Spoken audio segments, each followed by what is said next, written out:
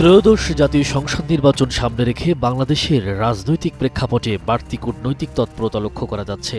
ভোটের মাত্র একদিন আগে এমন আলোচনার মধ্যেই ঢাকা সফরের আগ্রহ প্রকাশ করেছেন যুক্তরাষ্ট্রের এক গুরুত্বপূর্ণ কর্মকর্তা। পররাষ্ট্র মন্ত্রণালয় সূত্রে জানা গেছে, নতুন সরকার গঠনের পরপরই বাংলাদেশ সফরে আসতে চান মার্কিন পররাষ্ট্র দপ্তরের দক্ষিণ ও মধ্য এশিয়া বিষয়ক অ্যাসিস্ট্যান্ট সেক্রেটারি এস পল কাপুর। সবকিছু অনুকূলে থাকলে আগামী মার্চের শুরুতেই তার ঢাকা সফর হতে পারে। সম্ভাব্য সফরসূচি ধরা হচ্ছে ৬ থেকে ৯ মার্চ। কূটনৈতিক সূত্রগুলো বলেছে, নির্বাচনের মধ্য দিয়ে নতুন সরকার দায়িত্ব নেওয়ার পর যুক্তরাষ্ট্র দ্রুত সময়ের মধ্যে ঢাকা ওয়াশিংটন সম্পর্ক আরও শক্তিশালী করতে চায়।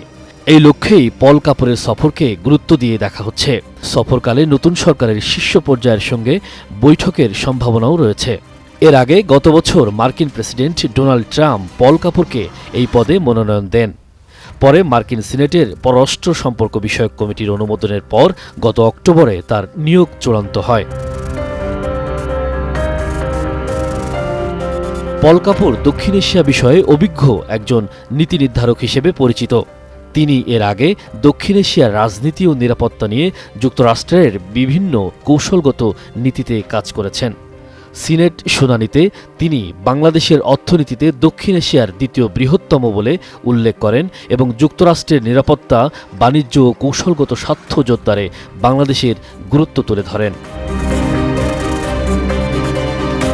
নির্বাচন পরবর্তী সময়ে মার্কিন কর্মকর্তার এই সম্ভাব্য সফর বাংলাদেশের নতুন সরকারের সঙ্গে যুক্তরাষ্ট্রের ভবিষ্যৎ সম্পর্কের দিক নির্দেশনা দেবে বলে মনে করছেন কূটনৈতিক বিশ্লেষকরা।